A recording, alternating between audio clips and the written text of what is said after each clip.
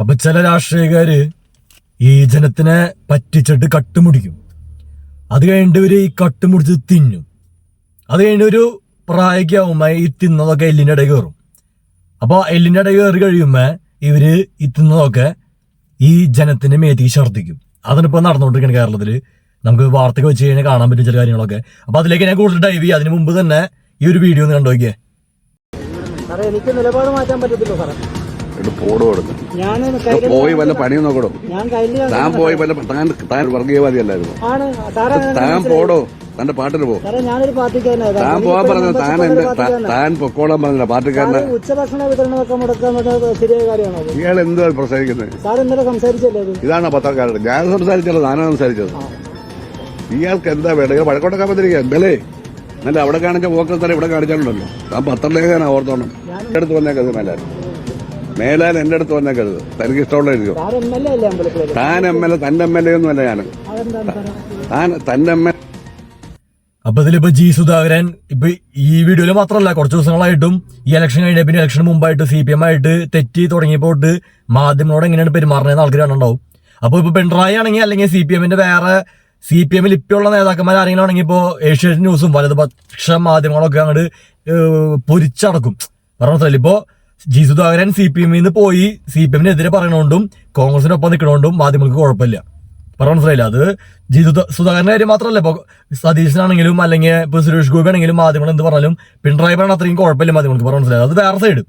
അപ്പൊ എനിക്ക് പറയാനുള്ളത് ഇപ്പൊ മറ്റേ ഈ അന്തം കമ്മികളോടും CPMകാരോടും LDFകാരോടും പിന്നെ DYFI SFI പിള്ളേരൊക്കെ ഉണ്ടല്ലോ, നിങ്ങൾ എന്നിട്ട് ഉദ്ദേശിക്കണേ? അതായത് നിങ്ങൾ ഇപ്പൊ DYFIയുടെ പിള്ളേരുകള് കുറെ നാട് ചെയ്യണം. നല്ല കാര്യം, അതായത് നല്ലതെന്ന് ഞാൻ പറയും.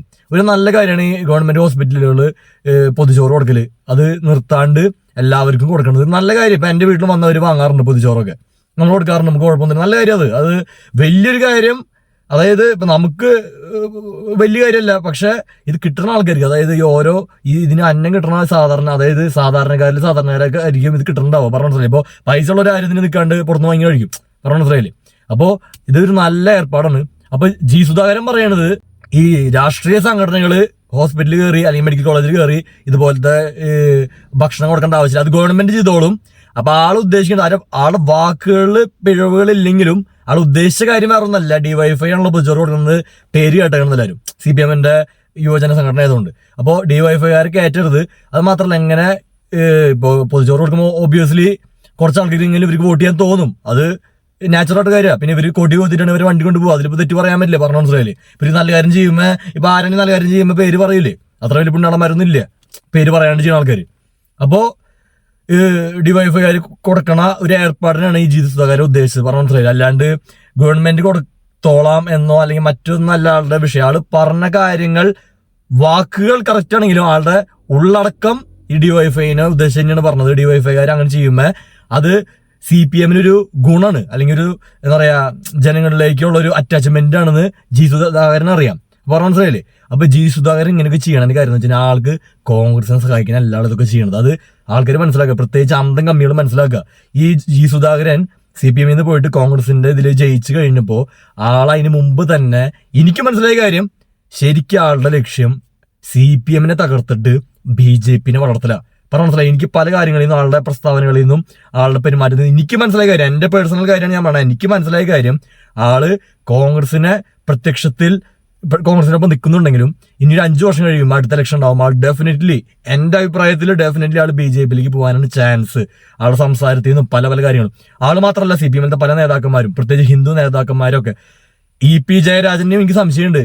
പണ്ട് BJPയുടെ ആരെയാണ്ട് ആള് കണ്ടു നോക്കാൻ മറ്റേ ജാവദേക്കറിനായിട്ട് കണ്ട ഒരു ഇഷ്യൂ ഒക്കെ ഉണ്ടായിരുന്നു, ഓർമ്മയില്ല ആൾക്കാർക്ക്.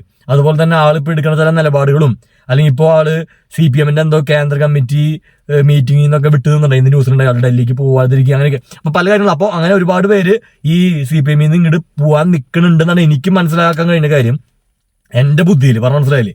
അപ്പോ ജി സുധാകരൻ ഇതൊക്കെ ചെയ്യണമെന്ന് വെച്ച് കഴിഞ്ഞാൽ CPMന്റെ ഈ അണികളെ CPMന്ന് അകറ്റി, അല്ലെങ്കിൽ CPMന്റെ അണികളെ CPMന്ന് അകറ്റും വേണം, ഒപ്പം BJPനെ വളർത്തും വേണം, ഒപ്പം CPMന് ജനം വെറുക്കണം. അതാണ് ഇവർ അജണ്ട. ജി സുധാകരന്റെയും അല്ലെങ്കിൽ BJPയുടെയും അല്ലെങ്കിൽ ഏഷ്യാനെറ്റും മറുനാടൻ മലയാളി പോലത്തെ വലതുപക്ഷ മാധ്യമങ്ങളുടെ ഒക്കെ അജണ്ട.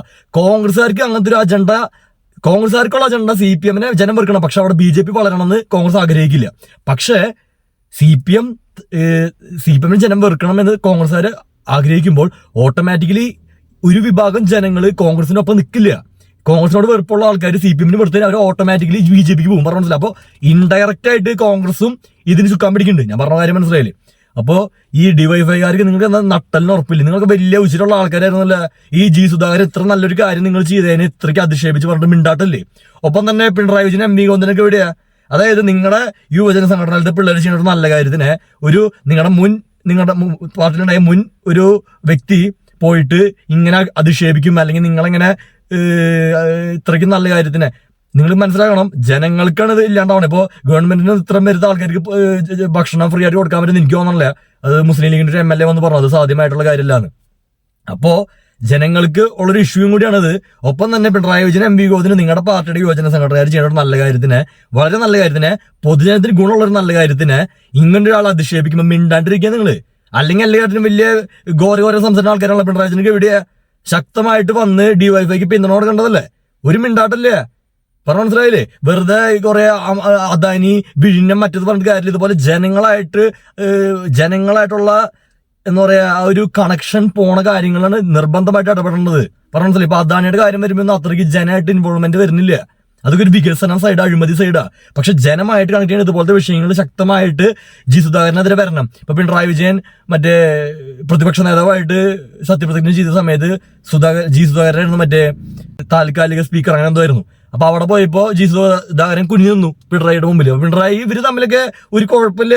അപ്പൊ എന്താ പറയാ ഈ അന്തകമ്മികൾ മനസ്സിലാക്കുക. അതായത് ഈ നേതാക്കന്മാരെ നിങ്ങൾ ശരിക്കുള്ള സമയത്ത് തിരുത്തിയില്ലെങ്കിൽ, അത് പിണറായി ആണെങ്കിലും അല്ലെങ്കിൽ ജി സുധാകരനാണെങ്കിലും ഏത് പാർട്ടിയിലുള്ള ആൾക്കാരാണെങ്കിലും, ഈ നേതാക്കന്മാരെ കറക്റ്റ് സമയത്ത് നിങ്ങൾ എന്താ പറയാ നിങ്ങളാണ് ഇവരെ കൺട്രോൾ ചെയ്യേണ്ടത്. പറഞ്ഞ മനസ്സിലായില്ലേ? അല്ലാണ്ട് അവര് നിങ്ങൾ കൺട്രോൾ ചെയ്യാൻ തുടങ്ങി കഴിഞ്ഞാൽ നാളെ ഈ പറഞ്ഞ പോലെ നിങ്ങൾക്ക് ഒരു പിടിവള്ളി ഉണ്ടാവില്ല, നിങ്ങൾക്ക് ഒന്നും ചെയ്യാൻ പറ്റില്ല.